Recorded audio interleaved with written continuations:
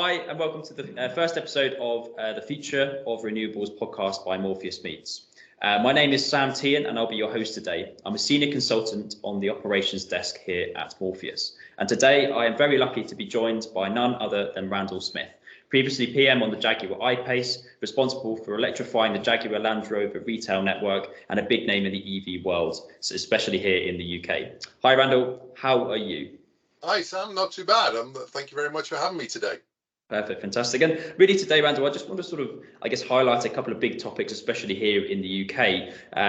The big sort of overarching question really is why is the UK a black hole when it comes to renewables, specifically the future of mobility? It's a very interesting question, and there's basically a number of different factors that you look at.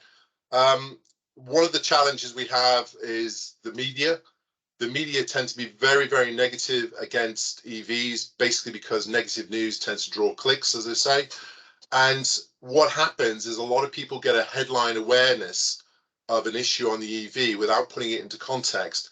And that can be enough to sway them off of buying an EV in the first place. And the problem with EVs is owning an EV is a change of mindset, and people are naturally resistant to change. So any small perceived issue could be enough to throw them off.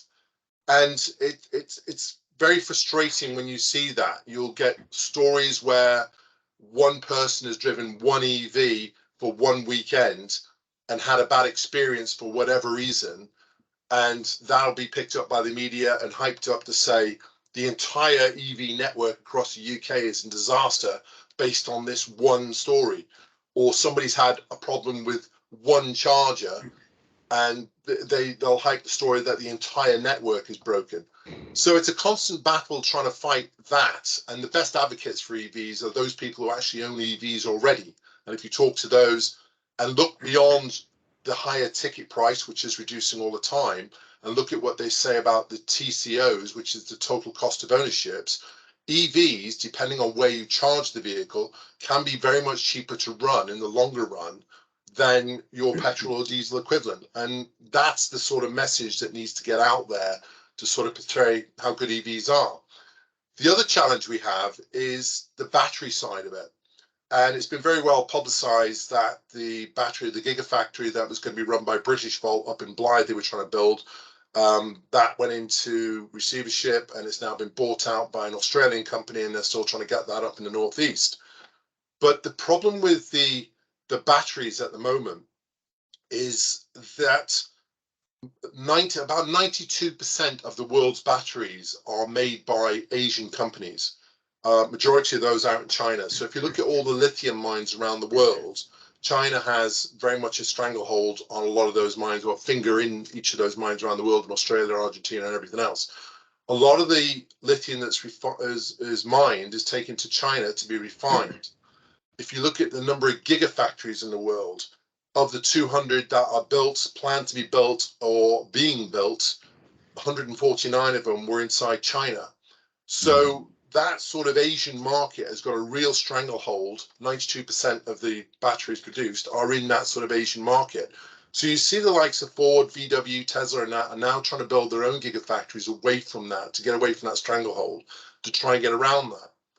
The other layer of complication we have in the UK is Brexit, and still trying to sort out the deals on that. And that affects the car industry as well. So in the UK, we made about 850,000 cars last year. 700,000 were exported overseas. And then you look at the likes of Nissan in Sunderland, Jaguar Land Rover, we've got BMW in Cowley, we've got Vauxhall in Ellesmere Port, various other people. And if you look at the EV aspect of that and how many cars we assemble, in 2018, I think the UK assembled something like 25% of the European contingent of EV cars. But in 2022, that dropped down to 10% of that European contingent. And then in 2030, we're expecting that to drop down to 5%.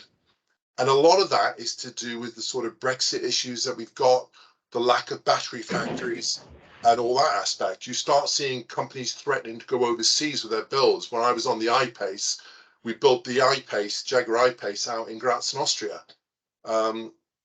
because we were getting the batteries shipped into Poland and across into Graz and assembling it there. You're seeing people like Nissan talking about moving operations overseas as well, which is going to be very unfortunate for the British economy. So there's a lot of issues with that as well, about the batteries, that we can't get enough batteries built. We've got one battery factory at the moment in Sunderland.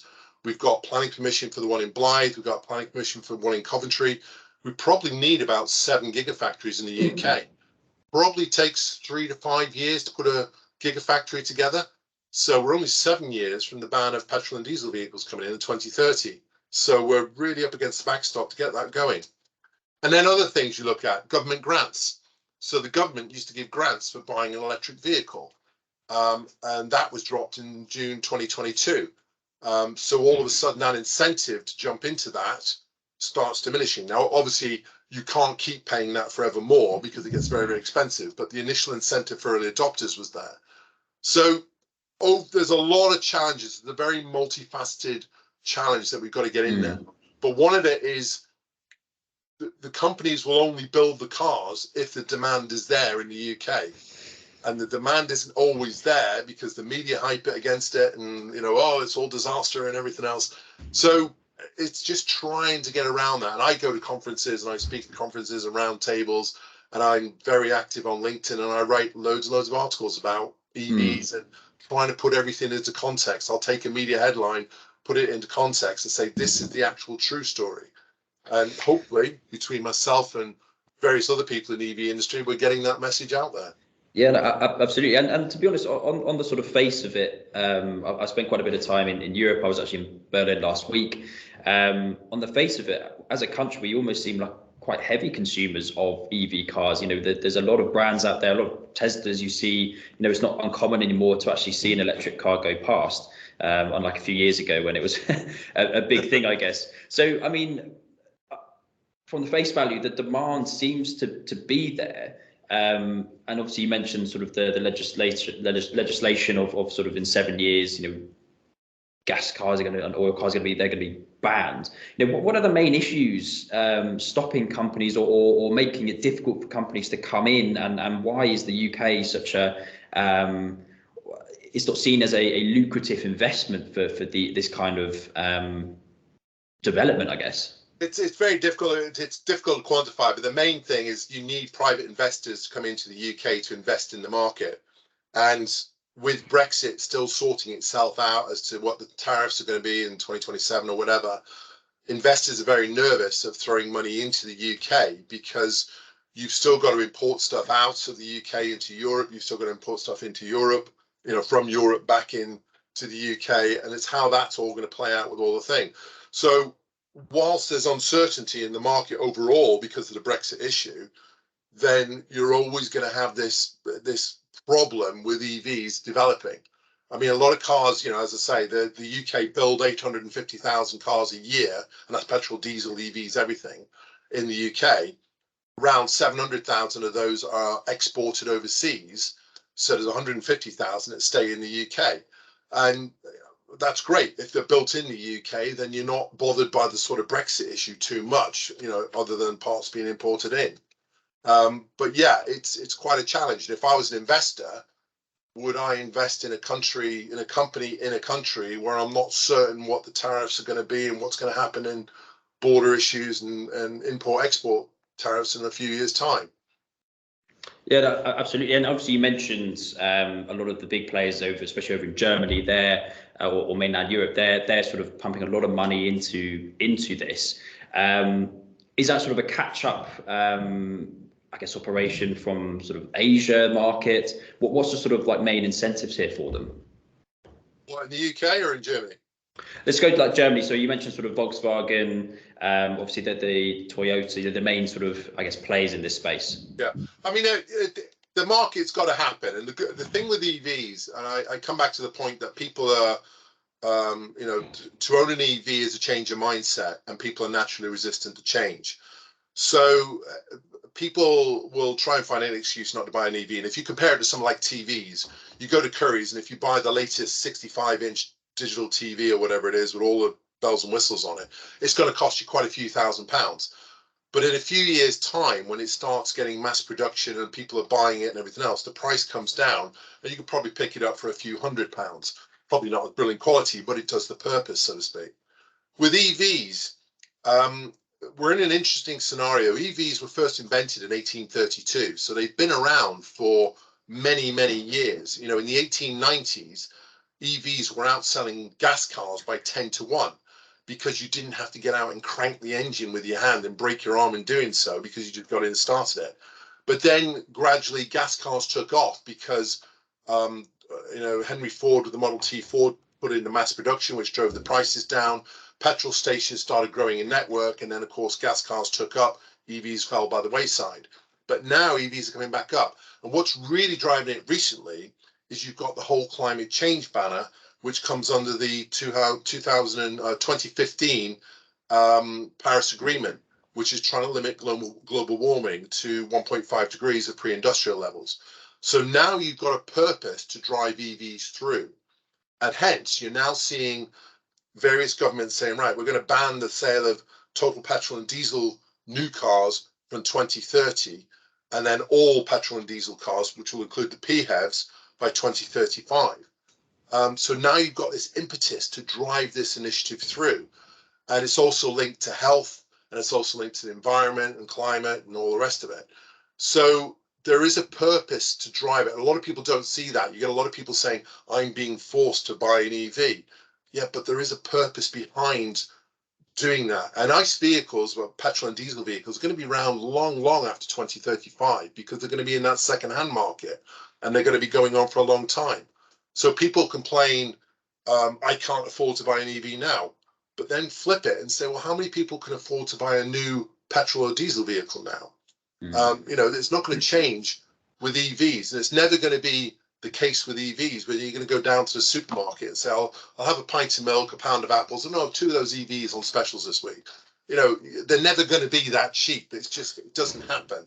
But as mass production takes over, as people are taking up with EVs, it's gradually going to bring the price down.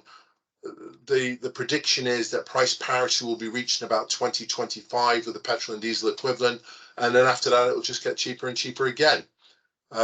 So the incentive, everything's there, but it's all this sort of stuff around that doesn't seem to get portrayed out there. And one of the things that frustrates me is the government is trying to drive the initiative through because they see the bigger picture under this Paris Agreement and stuff and the climate change. But they don't, there's no real advertising to say, you know, this is why we've got to buy EVs. This is the way forward. This is better for your health. This is better for the environment. And you don't tend to see much sort of marketing or pushing on that at the moment, which is frustrating. Yeah, absolutely. Now, I've always thought, obviously, we've been doing a lot of building in this country over the last few years. You know, I'm quite surprised, actually, that it's not in legislation that new houses, new builds now have to have an EV port, you know, because they're relatively inexpensive, I guess, in the grand scheme of things. Well, they do, actually. The new house build in the UK, they now have to have charge points or availability of charge points put in. The government put that policy in. But that's the grey area, I guess. I've just moved into a block of flats, so there's two charges for, I think, 200 spaces, so it's still down to interpretation, I think. Yeah, but there's you know, if you look at 60% of homes in the UK have off-street parking, so they can have a home charger and take advantage of cheaper economy 7, they call it, nighttime charging rates. So 40% rely on the public charging network. Of that 40%, a lot of them will, you know, they can charge. The big growth area at the moment is the residential market, where people park their car up outside their home and they're parked there for several hours. And then they could charge on a lower power charger, just the same as a home charger. A bit of a nuance is the fact that there's only 5% VAT on home electricity when you're using your home charger, but there's 20% VAT on your public charger. So there's a bit of a, hang on a minute, what's going on there? So that puts people off. So there's various bits and pieces, but the EV charging network is growing. The government wants to achieve around about 300,000 chargers by 2030. I think we're about 68,000 at the moment, so there's a lot of work to do. But you also got to look at the mix of chargers. You know, do you want 300,000, 350 kilowatt chargers, Or do you want 300,000 7 kilowatt chargers? So there's kind of a blend of chargers in between of what you actually need. And conversely to that, the battery market is improving as well. So we're now moving towards solid state batteries, which will see batteries charging sub 10 minutes, fully charged, with ranges of 500 plus miles. So that starts getting very comparable to refilling your ICE vehicle, your petrol and diesel vehicle. So yeah, there's a whole shift in the market technology going on at the moment, the battery field and EVs, the way things are working.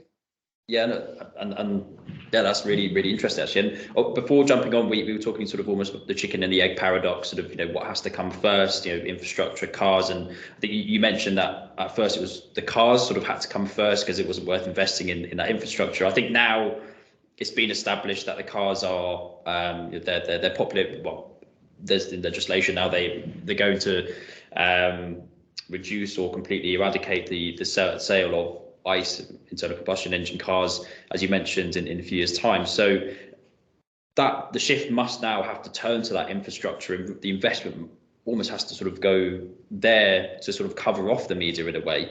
Oh yeah, yeah. I mean, the companies, Jaguar Land Rover, for example, my experience from them, they're reinventing the Jaguar. So they have this program called Reimagine, where they're electrifying the entire Jaguar Land Rover range. And you'll start seeing those launched in, I think, 2025, 26, and you'll see an entire electric range coming out. Other OEMs are now realizing that the demand is going to grow as we approach towards 2030. So they're all switching their production lines over to EVs.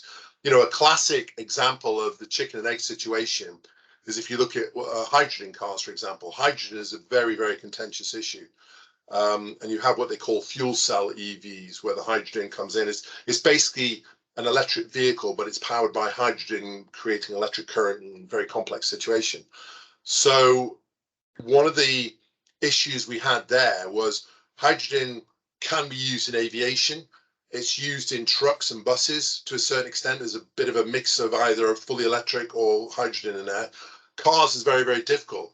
You had a lot of OEMs experimenting by making hydrogen demonstrator cars, but they never went into full production. And one of the challenges they had there was there wasn't a heavy public infrastructure to support them. There was only about 12 public hydrogen recharge points in the entire UK, and I think 5 of those were inside the M25. So, and there was only 2 hydrogen cars available. I think one was a Nissan, the other one was a Toyota, available in the UK to buy. So you couldn't have a public charging infrastructure like an EV because electric's all around us, so it's fairly easy to drop an EV charging point in somewhere. So because the hydrogen public refuel points weren't there, then the cars weren't selling. The demand wasn't there from the public because it wasn't supported by the network. So therefore, hydrogen hasn't really taken off in the imagination with people. Conversely with EV, you've got relatively broad EV charging infrastructure, so the demand is there for the cars to be made, and people are gradually buying them and getting into that. Yeah, absolutely. And actually, I was going to come on to hydrogen as well, because obviously electricity is renewable in the sense they don't actually emit CO2 into the atmosphere when sort of you're driving along. However, obviously it does take mining. It takes resource as well, lithium ion. Is this a completely 100% viable option for the long-term future, or are we going to have to think of alternatives relatively soon? Well, that's a very interesting point, actually. And this is one of the things that a lot of people get hung up on with batteries and the mining activities and everything else. But putting it into context, so the battery in your EV is exactly the same composition as the battery in your phone, your laptop, your rechargeable toothbrush, all the rest of it, your tablet. Anything with a rechargeable battery in is going to be exactly the same composition as your EV battery. So the cobalt that's mined, if you imagine the cobalt that's mined for your EV battery, is also used in the refining process to create petrol and diesel for your ICE vehicle. So when you put things in the context, people going on about, the mining activities, blah, blah, blah, put it in the context, and all of a sudden you think, well, hang on, it isn't EV centric as the media try and make it. Now, looking at the mining, the transport sector of the mining activities is one of the fastest decarbonizing sectors, transport sectors in the world. So everything is switching to EV, to electric trucks, hydrogen trucks, this sort of stuff. So the whole process is improving. If you look at the EV battery, the materials are mined and put into an EV battery and then put onto a car, which will do hundreds of thousands of miles of emissions-free motoring, zero emissions at the tailpipe, okay? Once it gets down to, I don't know, the average life of an EV battery is about 13 to 17 and a half years at the moment. So once it gets down to about 70%, roughly is the stated health capacity, OEMs don't think that will really drive an EV. So then the battery gets taken out and goes into what they call a circular market. So it goes into energy storage. And it will do, you know, when you have your solar panels, taking the energy, store it in the battery, and you use it in your household or out in fields and that. So it goes into that market. It might do another decade in that market. After that, it then gets 100% recycled to feed back into the market to create new batteries, along with all your batteries from your mobile phones, your tablets, and everything else, right? And in all that time, it saved tens of tons of greenhouse gas emissions. Now compare that to an ICE vehicle, petrol or diesel, where you can mine, refine, and burn petrol or diesel once before you have to mine, refine, and do it again all the way through its life to keep it operating. And all that time is creating harmful emissions and you know, causing climate change problems. So once you put the thing in context, it takes on a very different view. And this is what I do on LinkedIn and talk at conferences, is try and put things into conferences. Because I get people coming up and saying, oh, what about the mining activities? Okay, let's put it in context. And then everyone goes, oh, yeah, I didn't realize that. You drive an ICE vehicle, don't you? Okay. Yeah, well, so, yeah, it's very, very interesting when you do it. But, yeah, mining is an issue. Mining is decarbonizing heavily. It's not as bad as it used to be, and it's improving all the time.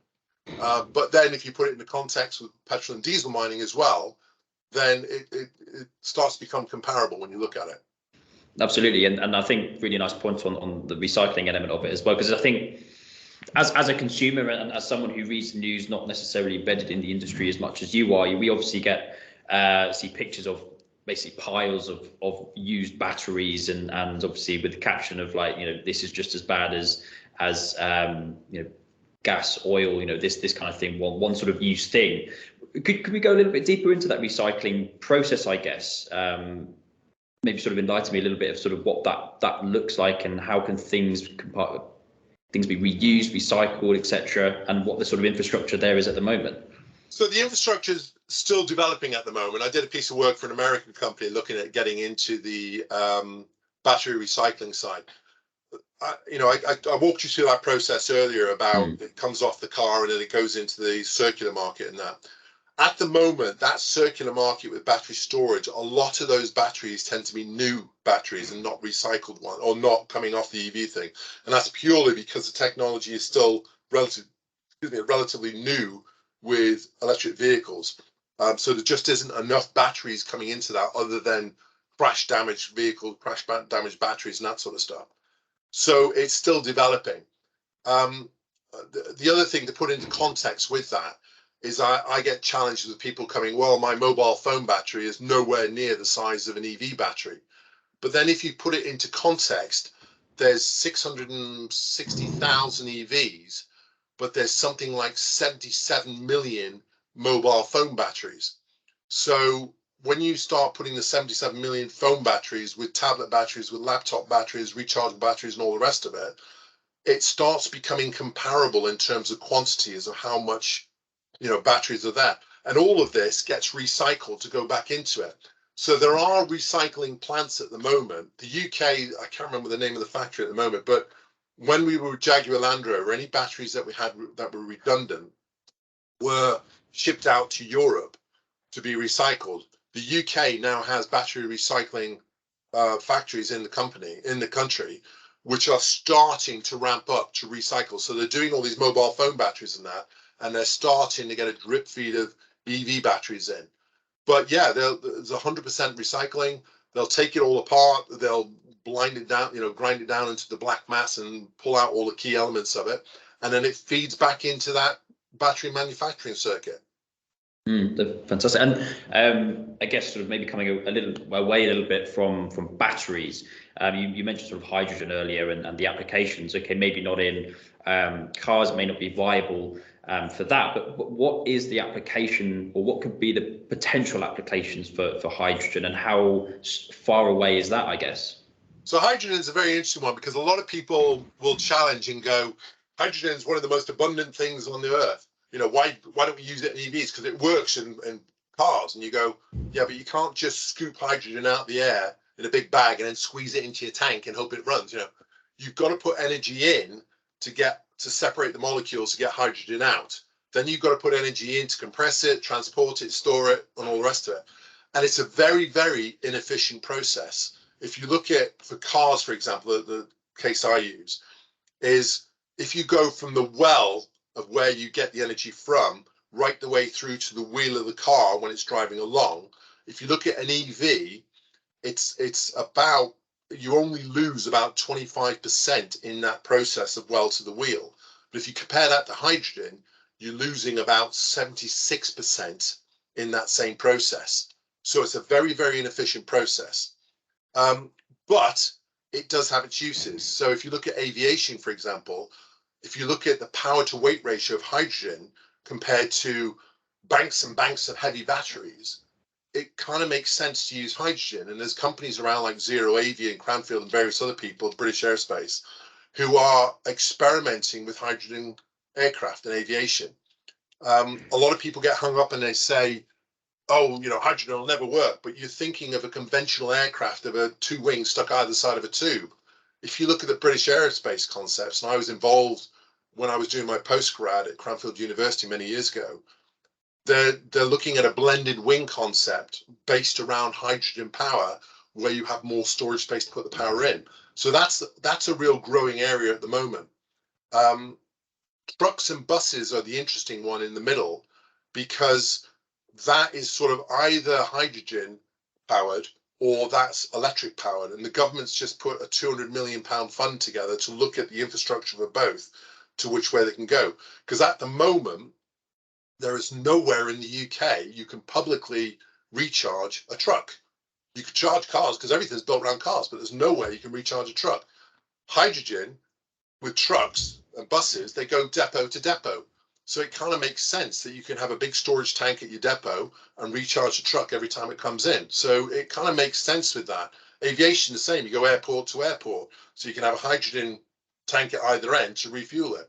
With cars traveling around the country, it's difficult to put a public infrastructure in, because where do you put all these tanks and how many do you need and this sort of stuff?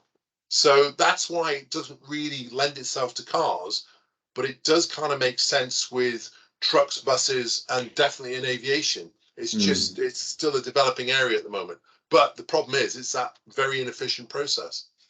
No, absolutely. I feel that could probably be its own episode, I think.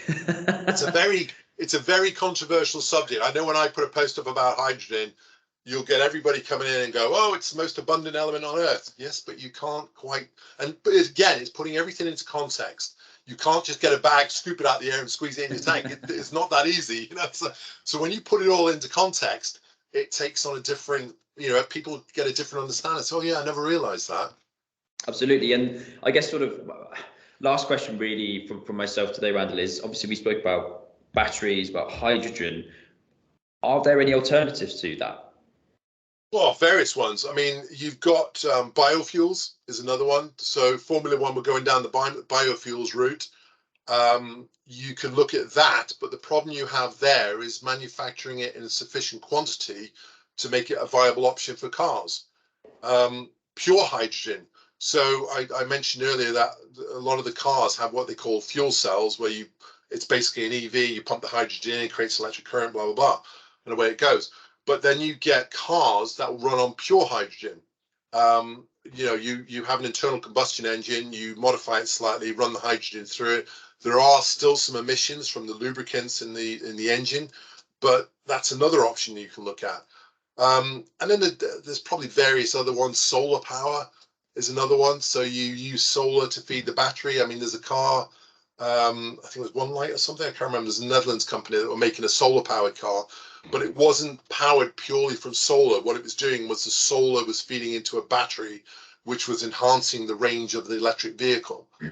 So there's various options out there at the moment.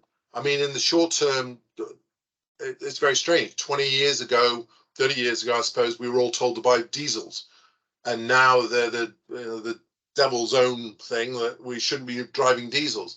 We're now driving EVs because that's meant to be the way forward. What's going to happen in 30 years is a new technology is going to suddenly come out and we're all going to be going off into that. So it's an evolving market all the way through. But yeah, biofuels people talk about, solar people talk about, EVs, hydrogen. So there's various technologies out there. I think the one with EVs is, it comes back to that chicken and egg scenario you talked about earlier, is it was very easy to put a supporting infrastructure in to allow EVs to develop.